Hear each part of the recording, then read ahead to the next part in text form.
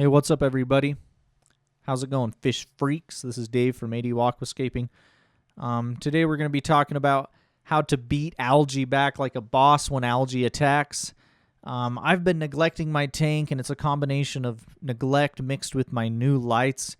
You know, I haven't done a water change for over 3 weeks. I haven't been dosing. I've just been running the high light with the CO2, and I started getting a bunch of different kinds of algae.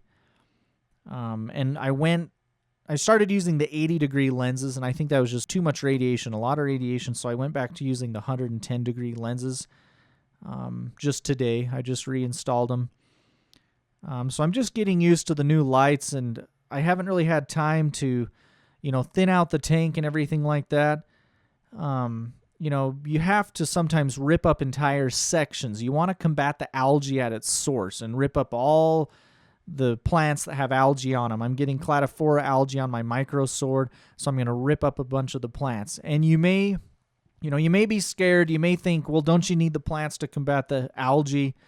But the dense growth actually impedes the plants from growing, further out, and it actually causes the areas to become stagnant, which leads to algae. So there's less water circulation, and the plants can't breathe, so to speak, and they have nowhere to go. So it helps to thin out the plants continually. Of course, you want to do this before you get algae. You want to keep up on your maintenance. You want to do weekly maintenance. I had to rip up Microsword, Blixa. Unfortunately, I had to rip up Riccardia and Physidens. I had to rip up the famous Physidens dome on the archway. But, it had been on there for 20 months. I hadn't trimmed it in 20 months. It started getting some hair algae in it, and it was becoming detached from the archway. So it's all right. It was there for 20 months. Had to rip it up. And really, I'm doing this to protect the tank as well as that large mound of Riccardia. If the large mound of Riccardia, thankfully, it doesn't have any algae in it. But if it started getting algae in it, of course, it would be a tragedy.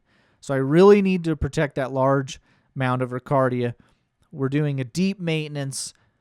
You rip up all this algae. Of course, it makes tons of algae spores go everywhere and pieces of algae. So you want to continually be netting up all the pieces of algae you see throughout the maintenance. And because I was neglecting the tank, this maintenance did take about 3.5 hours. I did a slightly larger water change than usual. I usually do 15 gallons. This time I did 20. And, that's why I advocate for the slow, sustained method. This tank matured a little bit too fast, in my opinion, so it requires more frequent maintenance. For example, I've never even trimmed the Monte Carlo. The Monte Carlo, it carpeted in about 2 weeks. Right there you can see, you saw me trimming some of the micro sword, but I don't really touch the Monte Carlo.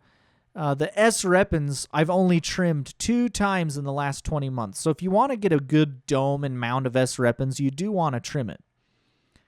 And again, I had to remove the Physidens mound. It was becoming detached. It was getting hair algae in it.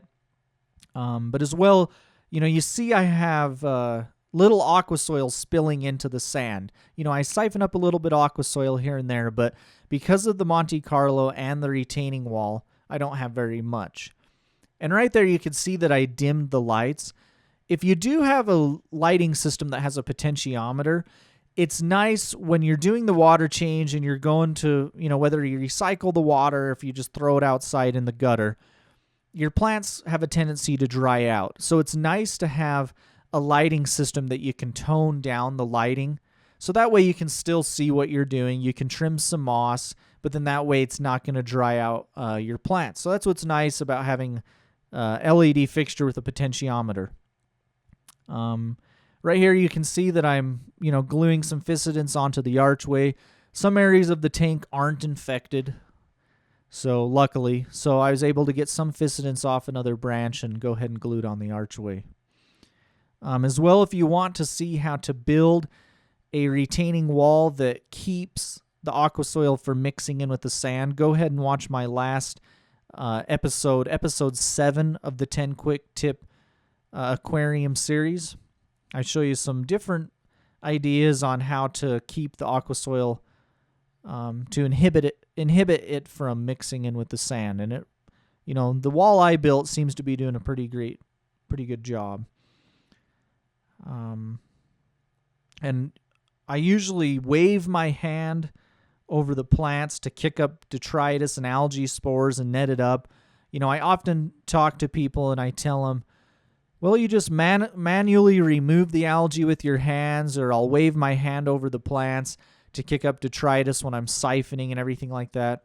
But I don't usually show it in a video, so I thought I'd go ahead and show it in a video, just to demonstrate what the heck I'm talking about when I say that.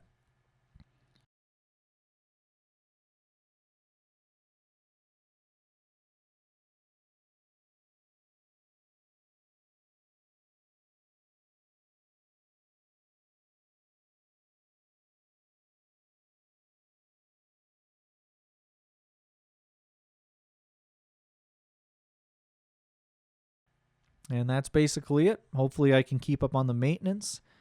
I trimmed it way back, and you can see the archway doesn't really fit the height of the tank anymore. The Blix is still pretty high, and then the archway is just kind of like, meh. It's like the tank is flat. But the Fistons grows pretty quick, so it'll pop back up. Anyhow, I thought I'd just shoot out this video. I still want to do a hard water video, and of course I'm going to still do the moss series and talk about some other mosses. Thanks for watching.